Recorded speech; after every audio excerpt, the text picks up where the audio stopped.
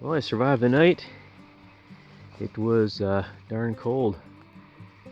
Beautiful, crystal clear skies other than this huge amounts of fog. You can see the sun there can't even get through it. Maybe in the distance through those trees you can see it, but holy cow, the dew point must have been fairly high, and temperature got pretty low. So there's frost on everything, needles, all this grass it's kind of pretty, but quite a bit of frost here on the tent. It's all frozen. It really feels like the opening morning of deer season is what this feels like right now out here in the woods this early. Well, something walked past here this morning. Walked right past here about 6 o'clock. Just moving right along, just sounded like a dog. That's what it sounded like. So wolf, fox, coyote, I'm not sure. It zinged by. It was too dark at 6 o'clock. I couldn't even see. Can't really see much out of the tent anyway. But it zinged by. Probably wasn't expecting. What the heck is this in the tree? Oh, it's a spider web covered in frost. Oh, that's weird. Huh. Look like fishing line. Alright, I guess not done. I have to get 2 hands for this. Grouse right there. I don't know if you can see her. She was apparently been sitting in this tree right here next to me this whole time. And I sit here making breakfast. Oatmeal with some M&Ms, maple brown sugar. Heating up some water. I'm gonna have some hot chocolate. Apparently she's sitting in this tree, and then all of a sudden she decided to fly out of there. Holy cow, she made some noise.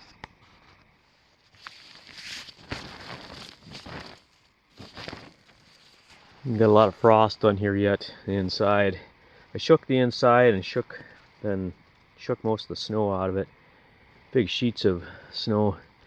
Not going to be able to get it off here till it starts to thaw outside. Get above freezing. Morning, day 4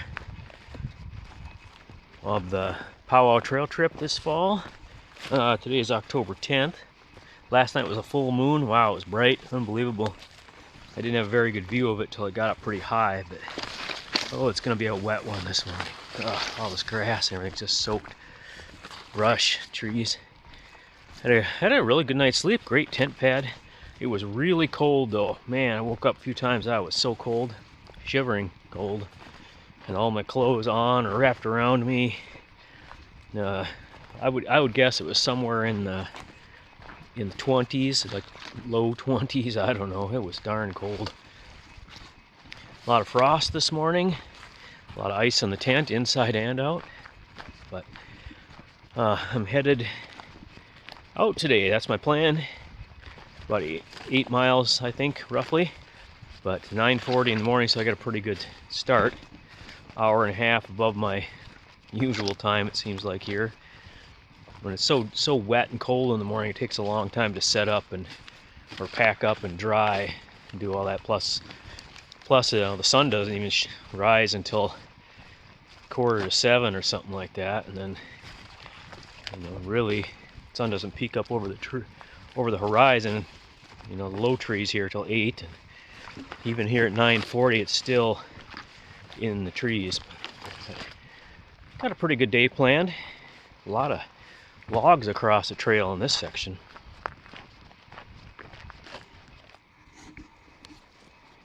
This section of trail here from the green zone south of Superstition Lake toward Pagami Creek green zone is my least favorite part of the trail.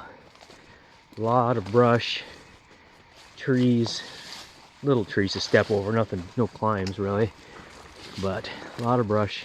Can't see anything. More or less straight and a little zigzag around something, but awful lot of places like this where it's just brush and trees. Well, if I went about another 3/4 mile,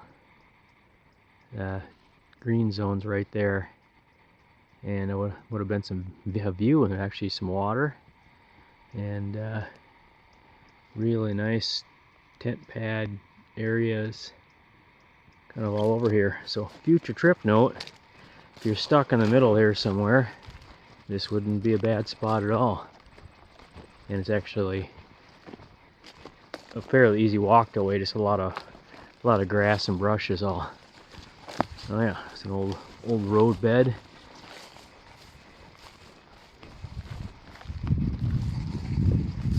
Somewhere here there's a bridge crossing on some logs. I assume it's right here, maybe. When the road was here, I suppose there was a culvert maybe at one time. Maybe they took those out. No, this is just a flooded swampy area. There's still skim ice on the pond back here. That's great.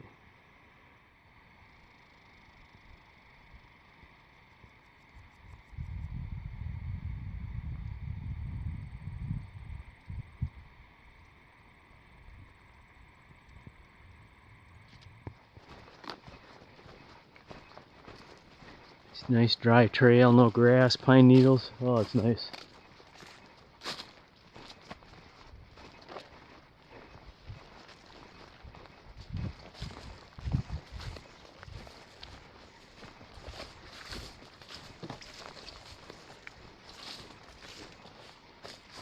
Another mature Norway that made it. I see over here in the distance, right there, it's a mature white pine that made it. A really nice spot here in the green zone. Stand Norways, some living. Really nice tent pad options along here for dispersed camping. Sure there'd be other options up there, maybe on that hill in the pine needles. But now we're gonna go into a little thicker, darker section of the green zone, I guess. See what we get. Wow, look at this. This is kind of neat right here. I guess so I can see the big pit here. I assume, oh yeah, see, it's cut all around. So this is a gravel pit, not natural. This would have been a gravel pit they would have used to excavate gravel to basically build all this trail we've been walking on. Interesting. That's a pretty good size hole. Yeah, there's quite a bit of sign that people have camped here. There's some really flattened down, cleared areas. This is quite bizarre. There's sort of a channel through here and an old excavation along here. Pretty flat up there. It almost looks like they're, I wonder if they had a building here of some kind. These trees are about the age of, maybe started growing here after 1962, I think it was, whenever they quit cutting. Oh yeah, this is really a nice piece of forest here. There's actually a little side road here that goes this way.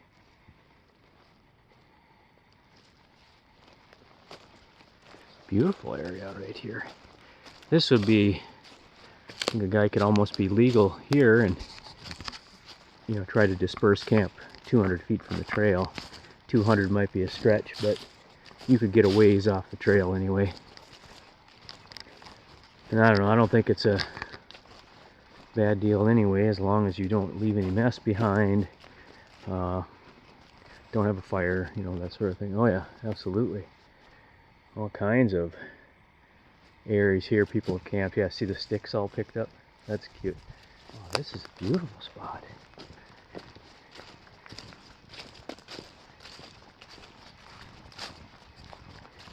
This is almost like a campground here. Yeah, see, someone's had fires here, which you're not supposed to do when you disperse camp. Oh yeah. Well, you can get a whole troop of Boy Scouts in here. No problem. Pretty area. Mile and, or no, well yeah, from the Quadga turnoff, it's probably something like 2 miles, close to 2 miles to this location. The first old logging artifact to come along. Pretty old. I don't know what it is. Heavy duty. And they got 1/2-inch steel, 3/4-inch shafts, 3 of them in a row with big square nuts on them, and this little, I don't know, little bracket or shackle thing. Interesting. With all this flat spot and all this activity here in the gravel pit, I do wonder if there was sort of a building or some kind of, staging area or place that they left equipment, or common in railroad logging, but I'm not sure about this truck logging. It's only a few miles back to Forest Center. They probably would just drive back home for the night. And there's Diana Lake. The trail runs along crosses a creek here, which creek / swampy area, whatever, that turns into Diana Lake. On some really old maps, right on that point right there, hope I'm pointing to it right, there's kind of a flat rock up there. There used to be a campsite there. It's on the old maps. I assume there was a really long spur trail that went over there to that big point. Be interesting to see if someday that campsite could be restored. That'd be kind of a neat place, neat little side trail to walk to, and not actually far at all from the entry point, so be a nice destination. And right here is the log bridge. Yeah, well, that's kind of nice that that's there. Ooh, without that you'd be swimming. Oh, there's Marathon Lake. I'm trying to be careful not to miss the campsite on this one. I want to just check it out, take a break. I think it's a trail that kind of curves up around this lake, and it's on the east side. So we'll see if we can find it this time. Pay attention versus my disaster at Campfire Lake there. I still can't figure out how I missed that. I synced up my inReach again last night, and I to my EarthMate app on my phone, and the only reason I bring my phone with me, of course, is just that EarthMate app. You can get an aerial image. It's low resolution, but you get the kind of the idea. And so I got that, or you can do top layer as well, I guess. So I put that on there, and yeah, it's not far after that grassy swamp crossing. So I must have been down in that grassy swamp crossing, and I remember a couple of flags kind of going different directions, and I bet you that's why I missed it. I bet it was just way too close to the Quadga spur, and I just wasn't prepared for it, and I was busy getting through that grass. I don't know. It's the only thing I got. Little Marathon campsite. If you did blink, you might miss it, but it's so close. Karen, little one on that tree. There aren't a lot of these in this section of trail, so. Oh yeah, oh, flat rock, it's open. And that's what I had heard, it's just a rock ring for a fire grate.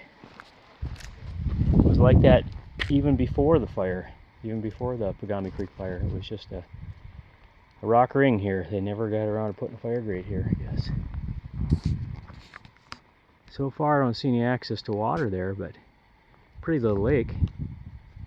Interesting how this side of the lake, it's all jack pine regrowth and no standing trees pretty much. And across the lake, it's all dead standing trees. So that must have been a different forest or something. Maybe those are Norway pines.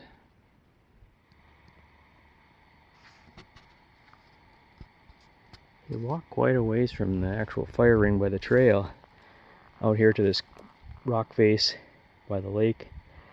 Here are some tent pad areas here, you could set up a tent, no problem. That'd have been a beautiful place to have a tent, actually, right here. A little lumpy, but you know. Still don't see any water access, though. It says there is on the trail guide. But it's kind of open in here. It's open and, oh, I'll go this way.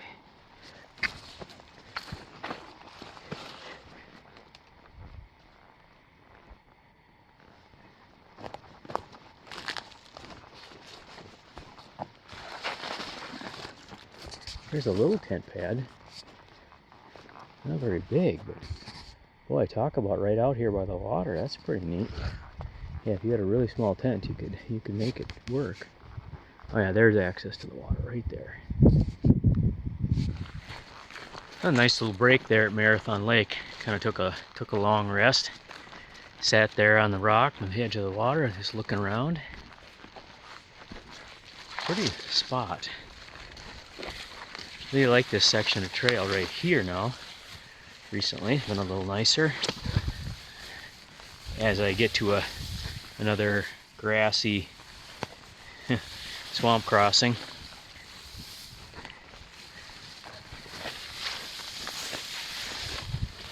Been a beautiful day so far.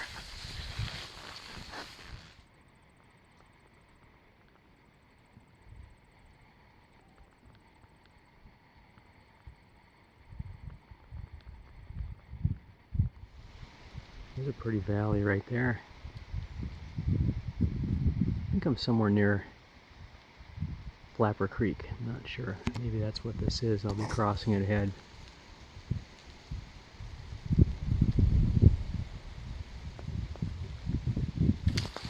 Well, that's the skinniest little beaver dam. Really filled that valley pretty deep. And there's another layer there and a lot of water up that way. I wonder if that's Fallen Arch Lake. Yeah, it's definitely Fallen Arch Lake. Looked like there was a nice grove of big white pines up there at one time. Wow, what a beautiful spot. And the grassy trail section right here.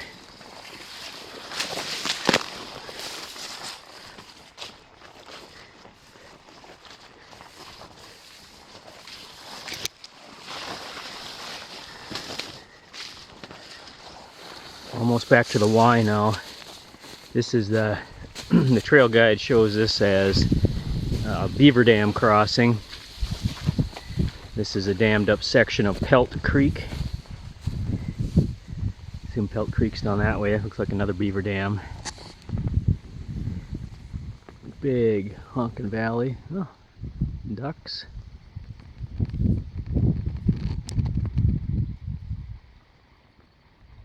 Lots of ducks.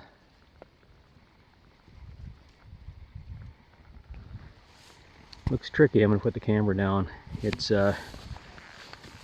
quite a ways down there if I fell off. Now, sticking right out of this beaver dam is a chunk of railroad iron.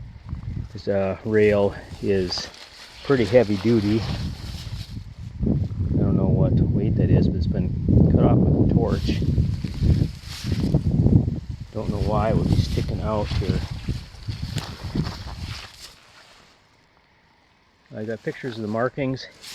The fact that it's got this hole in it is a little weird.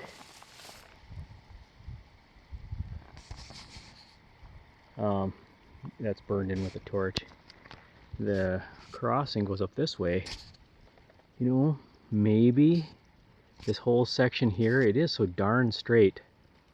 I suspected it. I mean, it just kind of has the look like it could have been a railroad grade with all the fill and cuts that it has, but it's so wide it doesn't make sense that it would be a railroad. But perhaps this section was at one time. The only thing else that's odd about this is that it's painted red. So maybe this was a marker or something. I'm not sure what's going on here, but very interesting. Do some research on that. Right in the middle of Beaver Dam. Pretty good landmark. Now I'm back to the Isabella River Bridge crossing here.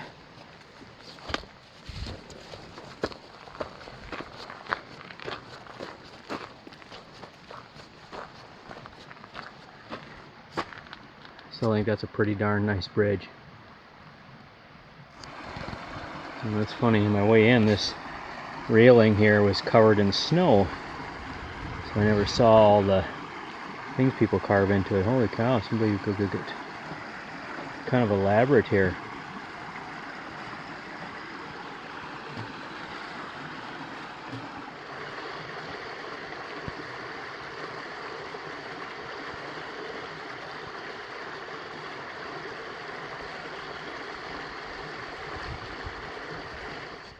Hello, I'm sitting here at the campsite here by this Isabella River Bridge here on the trail. This designated campsite here that's right by the bridge. I mean, there's obviously canoe campers camp here because it's really well used. But it's a nice campsite. Just wanted to give a quick trip wrap up. I'm right at about 33 miles. And it's been a really good trip. Highlights so far have been Rock of Ages Lake. Always wanted to see it. I got there. It was perfect. It was great. Very little wildlife, but no people. I saw some grouse hunters on the way in and grouse hunters on the way out, and different ones. And then the canoe camper that was on Quadga, and then the trail cleaning crew west of Post Lake. And that was it. Nobody else around. So, well, I guess there was the canoe campers that were set up I could see on Lake 3. But pretty quiet out here. Trail is great. It was really chilly at night and really wet in the mornings. But later in the day, like this one, it's just absolutely perfect. Had a great trip. Thanks for following along, and thanks for watching.